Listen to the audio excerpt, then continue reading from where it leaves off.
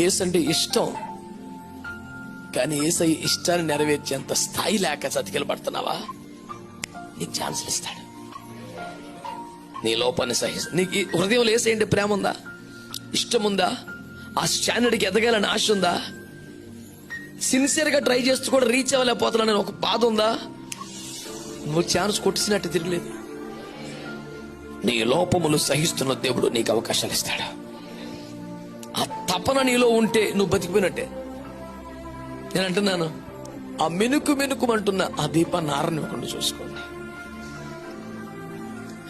దేవుని కోసం బ్రతకాలి, దేవుని రాజ్యానికి ఉపయోగపడాలి, నా వంతుగా దేవుని రాజ్య ప్రకారం నిర్మించాలి అని ఒక లోపల చిన్న దీపం ఉంది కదా, దాన్ని ఆరనివ్వకండి.